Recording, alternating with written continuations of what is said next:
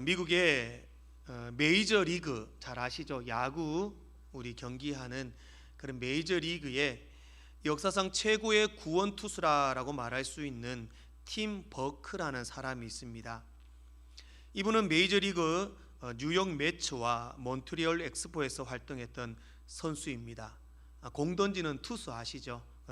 특별히 구원 투수라는 것은 선발로 처음부터 공을 던지는 것이 아니라 그 팀이 승리하게 될 때 마지막으로 점수를 주지 않기 위해서 정말 뛰어난 실력의 투수가 그렇게 점수를 지키기 위해서 공을 던지는 투수입니다.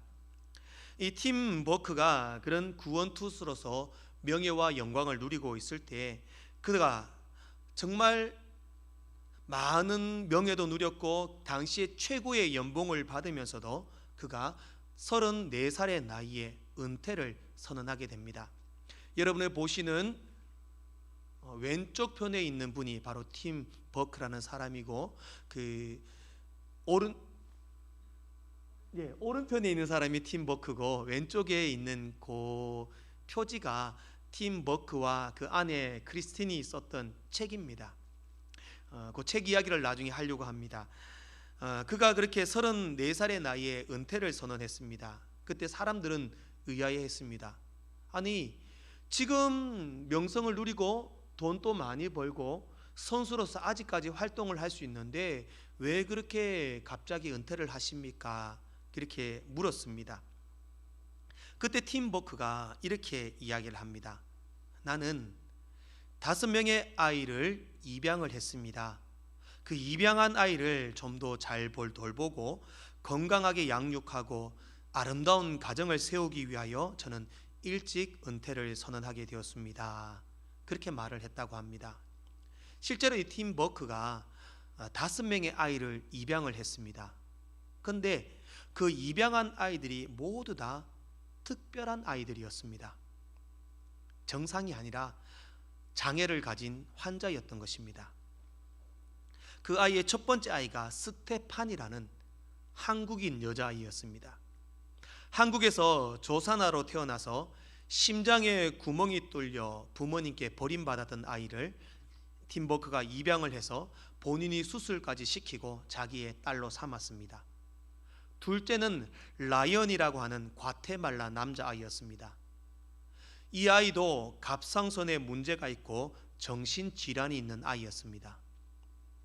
또 니콜이라는 또 아이도 셋째인데 이 아이도 한국인 아이였습니다. 한국인 아이였는데 태어날 때부터 오른손이 없었고 심장에 문제가 있는 아이였고 간질이 있어서 하루에 수십 번도 발작을 일으키는 그런 아이였습니다. 그리고 넷째는 웨인이라는 다리에 장애가 있는 베트남 아이였습니다. 다섯째도 과테말라 여자아이였는데 그 입과 입술과 천장이 갈라진 구순 계열, 즉 언청이 아시죠? 언청이로 태어난 아이였습니다. 그 아이도 입양을 해서 본인이 수술까지 시켜서 그렇게 5아이를 입양을 해서 키웠다고 합니다. 그래서 그는 그렇게 그 아이를 키우며 기자들에게 이렇게 말을 했습니다. 야구는 내가 없어도 잘 될 것입니다. 그러나 이 아이들은 아버지가 필요합니다. 우리는 이 불쌍한 아이들을 키우면서 우리가 이 아이들을 돌보지 않으면 이 아이들은 죽을 것입니다. 우리는 처음에 이 아이들을 키울 때는 우리가 이 아이들의 운명을 바꾸어 놓았다라고 생각을 했습니다. 왜냐하면 그 아이들은 본인이 그렇게 키우지 않으면 죽을 아이들이었기 때문입니다. 그런데 그는 이렇게 고백합니다. 그러나 실제로 우리는 이 아이들을 키우면서 새로운 사실을 깨닫게 되었습니다. 우리가 이 아이들의 운명을 바꾸어 놓은 것이 아니라 이 아이들이 우리 부부의 운명을 바꾸어 놓았습니다. 그리고 팀 버크는 이렇게 말합니다. 이 아이들은 우리에게 감사를 알게 하고 행복을 깨닫게 해 주었습니다. 그렇게 고백을 합니다. 그리고 여러분들 지금 보시는 그 오른쪽에 있는 그 사진이 바로 팀 버크와 그의 아내 크리스틴이 그들의 삶을 아이들을 키우면서 겪었던 일들을 고백한 책입니다. 바로 메이저리그 데드라는 책입니다. 메이저리그 아빠라는 뜻의 책입니다. 그 책에서 자신의 삶을 이렇게 고백합니다. 삶은 신비입니다. 오늘 하루의 삶 속에 놀라운 보석들이 들어 있습니다. 감사하며 그 안에 있는 보석들을 발견하는 하루가 되기를 원합니다. 아침부터 하루 종일 감사합니다. 그렇게 자신의 삶을 고백하며 감사합니다라는 고백을 하며 이 책을 써내었던 것입니다. 여러분, 참 팀 버크처럼 사는 것은 쉬운 삶은 아닐 것입니다. 그러나 내가 예수를 믿는 그리스도인이라면 최소한 팀 버크가 그랬던 것처럼 장애인 5명을 양육하고 정신질환자 또 발작을 일으키는 아이들, 그 아이들을 케어하며 그 아이들을 기르면서 그는 그 속에서 감사를 찾았습니다. 그래도 감사합니다. 감사합니다. 그렇게 감사했더니 그의 삶에 기쁨을 잃지 않았던 모습. 최소한 우리가 예수 믿는 사람이라면 그런 모습을 보고 도전을 받을 수 있어야 할 것입니다. 감사를 통해 행복을 깨달았다. 오늘 여러분들의 삶이 감사를 통해 행복을 깨달을 수 있기를 주의 이름으로 축복합니다. 감사는 예수님과 동행하는 사람들의 특징입니다. 내가 세상과 버타여 살지 않고 예수님과 동행하여 예수님과 함께 살아간다면 범사에 감사할 수 있습니다. 과연 우리의 삶에는 얼마나 감사가 넘쳐나고 있는가? 감사보다 불평과 불만과 원망과 비판과 정죄하며 또 상처 주는 말들이 우리의 일상이 된다면 우리는 다시 한 번 더 우리의 삶을 돌아보아야 합니다. 감사는 감사할 수 있어서 감사하는 것이 아닙니다. 감사는 저는 훈련이라고 생각합니다. 감사할 수 없는 상황과 조건에서도 하나님 감사합니다. 그래도 감사합니다. 이만큼이라도 해주셔서 감사합니다. 그렇게 감사를 훈련할 때 그 감사를 통하여 더 많은 감사가 넘쳐나리라 믿습니다. 내가 정말 예수와 연합하고 예수와 동행한다면 우리의 삶에는 감사가 넘쳐날 수밖에 없습니다. 주님과 동행하는 사람은 주님이 기뻐하는 일을 하게 됩니다. 그러면 어떠한 환경과 조건을 뛰어넘는 모든 일에 감사할 수 있다라는 것입니다. 오늘 우리가 함께 보았던 시편 136편은 감사의 시다라는 제목이 붙어 있습니다. 이 시는 이스라엘 백성들이 바벨론의 포로 생활을 하면서 여러 가지 온갖 어려움과 고난을 겪고 이제 포로에서 해방된 순간 지어졌던 시입니다. 바벨론의 포로로 고통 가운데 살았지만 하나님의 은혜로 해방되었음을 감사하고 그래도 그 과정 가운데 그 삶의 환경 가운데 지금까지 지켜주신 하나님의 은혜에 감사합니다. 그렇게 고백하는 시입니다. 본문을 보면 이제 계속해서 반복되는 구조로 오늘 본문이 진행됩니다. 어떠한 이에게 감사하라 그렇게 선포하면 그 인자심이 영원함이로다 그렇게 해서 반복을 합니다. 이 말씀은 찬양대나 예배를 인도하는 사회자가 앞부분을 선창을 하면 뒷부분은 성도들이 따라서 그렇게 교독하는 형태로 이루어져 있습니다. 그러니 예를 들면 여호와께 감사하라 그는 선하시며 그렇게 말하면 모든 대중들이 그 인자심이 영원함이로다 이렇게 후창을 하는 겁니다. 우리 한번 해보겠습니다. 오늘 3절까지만 제가 먼저 앞부분을 선창하고 여러분들이 뒷부분을 함께 교독했으면 좋겠습니다. 136편 1절부터 3절까지입니다. 제가 먼저 하겠습니다. 여호와께 감사하라 그는 선하시며 신들 중에 뛰어난 하나님께 감사하라 주들 중에 뛰어난 주께 감사하라. 할렐루야. 아멘. 이렇게 마지막 절까지 선창하고 후창하고 이런 구조로 되어 있는 것이 오늘 본문입니다. 시편 136편을 축약을 하면 크게 세 가지의 감사를 하고 있습니다. 첫 번째는 변치 않는 하나님의 사랑. 하나님의 은혜와 사랑은 변함이 없습니다. 우리를 향해 베풀어 주신 그 선하심은 변함이 없습니다. 거기에 대해서 감사를 합니다.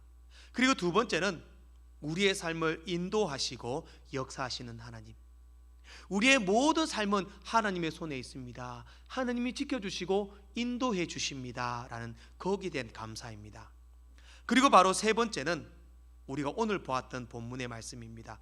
우리의 인생을 돌보아 주시는 하나님께 감사하라, 그렇게 말씀하고 있습니다. 저는 오늘 본문 말씀을 의지해서 2021년도 추수감사주일에 우리의 삶을 책임지시고 선한 길로 인도하시는 주님을 만나며 참된 기쁨과 감사가 넘쳐나는 복된 시간 되기를 소망합니다. 첫 번째로 비천함 가운데 우리를 구원하여 주신 하나님께 감사해야 합니다.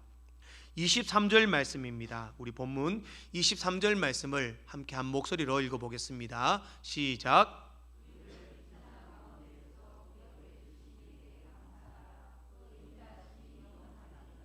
아멘. 여기서 비천함이라고 하는 단어는 낮은 지위, 수치스러움, 비참함이라는 의미를 가지고 있습니다. 즉 하나님께서 이스라엘 백성들이 바벨론의 포로로 있을 때의 그런 삶을 이야기합니다. 그때 이스라엘 백성들의 삶은 비천했다, 낮은 지위에 있었다, 수치스러움에 있었다. 그때 하나님께서 기억하여 주셨다라는 것입니다. 기억이라는 이 단어는 우리가 지금 바뀌기 전 옛날 성경을 보면 기념이다라는 단어로 표현합니다. 기념. 이 기념이라는 단어, 기억하다라는 자카르라는 히브리어 원어는 만약에 이 자카르라는 단어가 혼자 쓰여질 때는 기억했다, 기념했다 이런 뜻이 되지만 이 자카르라는 단어 앞에 여호와 하나님이 기억했다라고 말을 하면 이 단어는 많은 다른 의미로 사용됩니다. 어떤 의미냐면 5가지 의미로 이 기억된다라는 단어가 쓰여집니다. 자카르라는 단어 앞에 하나님이 오게 되면 5가지입니다. 우리 화면을 한번 보시겠습니다. 예, 잘 보이십니까? 자카르라는 단어 앞에 하나님이 기억하신다, 하나님이 기념하신다라는 그런 단어가 되면은 이렇게 5가지 뜻으로 해석이 됩니다. 한번 읽어보겠습니다. 시작. 주의하여 유심히 주목하신다, 마음에 품고 긍휼히 여기신다, 기뻐하며 받아들이신다, 간구와 소원을 들어주신다, 어려움에 처한 인생에 도움을 베푸신다.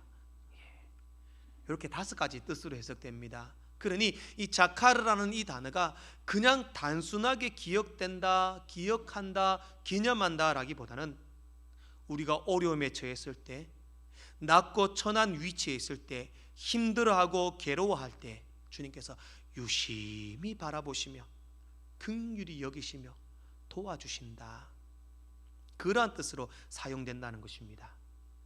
오늘 이스라엘 백성들의 삶이 그랬습니다. 애굽의 종으로 있을 때에, 바벨론의 포로로 있을 때에, 강대국의 수많은 침략과 괴로움을 당할 때에 아무도 그 이스라엘 백성들을 돌보지 않고 도와주지 않았습니다. 그러나 하나님은 그들을 유심히 바라보고 계셨습니다. 마음에 품고 긍휼히 여기셨습니다. 그들의 부르짖음을 들으셨고 그들의 아픔과 고난 가운데 함께 하셨고 어려움 빠진 그들을 도와주셨다. 오늘 이 하나님이 우리의 하나님인 줄로 믿습니다. 우리는 그 어떠한 비천함보다 죄로 인해 죽을 수밖에 없는 비천함에 놓여져 있었습니다. 지옥의 형벌을 받을 수 없는 비천한 인생이었습니다. 예수 그리스도의 십자가 보혈, 그 대속의 죽으심이 없었다면 우리는 영원히 죽을 수밖에 없는 인생이었습니다. 주께서 우리를 유심히 보셨습니다. 긍휼히 여기셨습니다. 불쌍히 여기셨습니다. 그런 불쌍한 인생에게 도움을 베풀어 주셨습니다. 자카르, 우리를 바라보셨습니다. 그리하여 우리를 위하여 독생자 예수 그리스도를 보내주셨고 십자가 못 박혀 그 고난의 보혈에 피를 흘리시고 죽으셨습니다. 우리가 원수 되었을 때에 그의 아들의 죽으심으로 말미암아 하나님과 화목되게 하셨은즉 화목하게 된 자로서는 더욱 그의 살아나심으로 말미암아 구원을 받을 것이라. 우리는 죄로 인해 죽을 수밖에 없었습니다. 하나님과 원수 되었습니다. 그 얼마나 비천하고 괴로운 인생이었습니까? 그러나 그러한 인생을 위하여 하나님의 아들 예수 그리스도가 우리의 화목제물이 되셨습니다. 십자가에 달리셨습니다. 죽으심으로 끝나지 않으셨습니다. 사망 권세를 깨고 부활하셔서 우리에게 부활의 첫 열매가 되셨습니다. 우리는 그 예수님을 믿음으로 우리의 죄가 사하여지고 천국의 영생 소망을 얻은 줄로 믿습니다. 이것보다 더 큰 은혜와 더 큰 사랑은 없습니다. 정말 심각한 비천함에 놓여져 있던 죽을 수밖에 없는 우리의 인생이 주께서 긍휼히 보시고 유심히 보시고 불쌍히 보시고 우리에게 구원을 베풀어 주셨습니다. 그것 한 가지만으로 우리는 감사하지 않을 수 없게 된 인생이라는 사실입니다. 사랑하는 성도 여러분, 구원받은 은혜보다 더 큰 은혜는 없습니다. 정말 심각한 비천한 상황 가운데서도 우리를 구원해 주신 주님의 은혜, 그 사랑, 그 베푸신 모든 것을 생각하며 감사하는 여러분들 되시기를 소망합니다. 두 번째는 대적에게서 건지신 하나님께 감사해야 합니다. 24절 말씀을 보면은 우리를 우리의 대적에게서 건지신 이에게 감사하라. 그 인자하심이 영원함이로다. 본문을 직역하면 그리고 그분께 우리에게 우리의 대적들로부터 자유롭게 하셨습니다, 이렇게 뜻입니다. 하나님께서 우리를 유심히 바라보시고 유심히 우리를 긍휼히 여기시고 불쌍히 여기셔서 우리에게 있는 수많은 대적과 어려움과 힘든 형편으로부터 우리를 자유롭게 해주셨다. 자유롭게 해주셨다. 그러한 뜻입니다. 맥스웰 화이트 목사님의 보혈의 능력을 취하라라고 하는 오래된 책이 있습니다.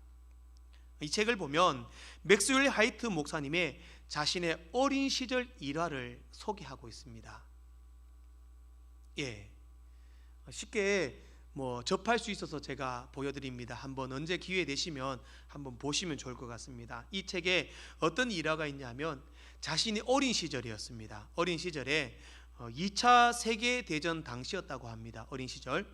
그때 온 가족이 영국의 런던에서 살았는데 독일군들이 엄청나게 그곳을 향해서 폭격을 퍼부었다고 합니다. 그런 폭격 속에서도 그 목사님의 아버지는 늘 이렇게 맥스웰 화이트 목사님에게 말을 했다고 합니다. 세상에 우리가 의지할 것은 없다. 오직 하나님만이 우리의 생명을 책임지신다. 늘 그 맥스웰 화이트 목사님의 아버지가 그렇게 말씀을 했다고 합니다. 그날도 독일군의 엄청난 폭격이 가해지는 그 순간에 그 가족은 아버지와 함께 우리가 의지할 것은 없다. 오직 하나님밖에 없다. 그렇게 말하면서 손을 잡고 보혈의 능력을 의지하여서 우리가 의지할 주님께 기도하자. 그렇게 기도를 했다고 합니다. 그날따라 유난히 더욱더 폭격이 심했고 목사님의 집을 중심으로 한 1.6km 반경 내에 대형 폭탄이 13개가 떨어졌다고 합니다. 그러나 보혈의 능력을 의지해서 기도했던 목사님의 집은 모두가 안전했고 모두가 무사할 수 있었다. 그렇게 고백을 합니다. 그리고 그 책의 마지막으로 이렇게 고백합니다. 우리 가정은 아버지의 그 말을 생각하며 예수 그리스도의 보혈로 우리의 가정을 지키고 보호해달라고 기도했습니다. 그러자 빗발치는 폭탄 속에서도 하나님께서는 우리 가정을 지켜주셨습니다. 여러분, 우연입니까? 저는 우연이라고 생각하지 않습니다. 예수 믿는 사람에게는 우연이 없습니다. 그래서 예수 믿는 사람은 재수 좋다, 행운이다, 이런 말도 하지 않기를 원합니다. 뭐라고 말해야 합니까? 하나님의 은혜입니다. 하나님의 은혜입니다. 예수 믿는 사람은 우연이나 행운은 없습니다. 모든 것이 하나님의 섭리요 하나님의 역사인 줄 믿습니다. 하나님의 은혜로 무사할 수 있었습니다. 그러한 하나님의 은혜를 경험한다면 우리는 도저히 감사하지 않을 수 없습니다. 우리가 살아가면서 수많은 위기와 어려움을 만납니다. 우리가 그 어려움과 위기를 느끼지 못할 뿐입니다. 조금만 세상으로 나가면 많은 위험들이 도사리고 있습니다. 지금도 수많은 사람이 코로나의 위협 속에서 두려워하며 걱정하며 근심하고 있습니다. 얼마나 감사합니까? 우리 서북에는 코로나 걸린 사람 한 명도 없습니다. 이 사실만 해도 우리는 감사해야 합니다. 자동차 사고로부터 자연재해로부터 건강상의 위기, 수많은 어려움과 위태로움 속에 살아가는 것이 세상의 인생의 이치입니다. 그러나 이 세상 가운데 아무 일 없이 그저 평안하게 살아가는 것, 당연한 것 아닙니다. 운이 좋아서 아닙니다. 바로 하나님의 은혜인 줄 믿습니다. 수많은 위험과 대적의 공격 속에서도 하나님께서 우리를 지켜주셨기 때문에, 그 위험 속에 우리를 자유롭게 해주셨기 때문에 우리가 오늘도 평안한 삶을 누리게 된다는 사실입니다. 출애굽기에서 이스라엘 백성들이 애굽의 종으로 살다가 모세와 함께 하나님께서 약속하신 가나안으로 떠나고자 했습니다. 바로왕이 허락하지 않습니다. 하나님께서는 애굽과 바로왕에게 10가지 재앙을 내리셨습니다. 수많은 재앙을 내리셨는데 성경을 자세히 보면 그 재앙들이 이스라엘 백성들이 사는 고센 땅, 바로 람셋 고센 땅에는 그 재앙들이 내리지 않았습니다. 그 재앙들로부터 하나님께서 이스라엘 백성들을 보호해 주셨던 것입니다. 바로 대적으로부터의 자유입니다. 오늘 그 보호하심의 은혜가 우리와 함께 할 줄 믿습니다.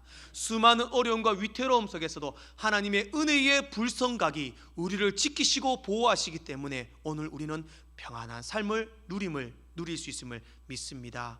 하나님께서는 주의 백성을 지키십니다. 어떠한 위험과 어떠한 어려움과 어떠한 대적으로부터의 공격으로부터 우리를 지켜주십니다. 우리를 자유롭게 해주십니다. 그 은혜와 그 사랑을 기억하며 우리는 감사할 수 있기를 소망합니다. 마지막으로 우리는 평범한 일상 속에서 주신 하나님의 은혜에 감사해야 합니다. 25절 말씀을 보면은 모든 육체에게 먹을 것을 주신 이에게 감사하라, 그 인자하심이 영원함이로다, 그렇게 말씀합니다. 우리 일상에는 헤아릴 수 없는 수많은 감사의 거리들이 있습니다. 오늘 시인은 본문을 통해서 하나님 앞에, 하나님 먹을 것을 주셔서 감사합니다. 생명을 유지할 수 있도록 먹을 것을 주셔서 감사합니다. 우리가 주기도문을 할 때마다 하나님 일용할 양식을 주시옵고 라고 고백을 합니다. 일용할 양식을 주신 하나님, 먹을 것을 주신 하나님께 감사하라. 그러면 우리 젊은 사람들은 이해를 못합니다. 물론 저도 젊지만 우리 학생들에게 오늘 중고등부 설교를 할 때 이야기를 했더니만 이해를 못하더라고요. 목사님, 요즘 못 먹고 사는 사람이 있습니까? 얼마나 잘 먹는데 어떻게 먹는 것 때문에 감사합니까? 당연히 먹는 것 아닙니까? 먹을 수 있는 것 당연한 것 아닙니다. 우리가 이렇게 먹고 일상생활하고 잘 살 수 있는 것도 하나님의 은혜라는 사실을 기억할 수 있기를 원합니다. 우리가 언제부터 이렇게 잘 먹고 살았습니까? 저도 아직 젊습니다. 그러나 어린 시절 농촌에서 아주 불우하게 자랐기 때문에 못 먹고 자랐습니다. 우리 부모님의 세대만 해도 저는 가슴이 아픕니다. 어른들을 먹는 것에 많이 좋은 것 먹고 드시고 마음껏 드시고 살지 못하는 세대를 지나왔습니다. 보릿고개를 넘겨야 했고 자신은 못 먹어도 자녀들 먹여 살려야 했던 그런 시대를 지나왔습니다. 얼마나 힘든 세월을 살아왔습니까? 그러나 지금은 아무도 먹는 것 때문에 걱정하지 않습니다. 감사해야 할 거리입니다. 제가 어린 시절만 해도 짜장면은 졸업식 때만 먹었습니다. 요즘은 애들 짜장면 안 먹습니다. 껌도 한번 씹으면 일주일 씹습니다. 벽에 붙여놓고, 벽에 붙여놓으면은 내가 씹던 껌 없습니다. 이미 누나가 씹습니다. 라면이 정말 귀했습니다. 요즘은 밥 먹을 것 없으면 라면 먹습니다. 제 어릴 적만 해도 라면 끓일 때 제일 싫었던 게 뭐냐면 어머니가 거기에 떡국 넣고 국수 넣는 거 제일 싫었습니다. 그러다가 라면 먹을 때 라면 면발만 골라 먹으면 혼났습니다. 그렇게 안 먹었습니까? 예, 국수, 떡국 막 섞어서 먹었습니다. 라면 양 많게 보려고. 그런 시절이 얼마 지나지 않았습니다. 이미 우리는 젊은 사람들은 맛집을 찾아다니고 맛있는 것을 먹고 항상 배부르게 먹습니다. 굶는 사람 없습니다. 그렇다고 해서 우리가 감사하지 않는 것, 그것도 죄입니다. 그래도 먹을 수 있다는 것에 대해서 감사하고 이만한 형편 주신 것에 감사하고 우리나라 대한민국 이만큼 잘 살 수 있게 해주신 것에 대해서 감사하고 원초적인 감사입니다. 먹을 것에 대한 감사는 하나님 원초적인 것에 대해서 감사합니다.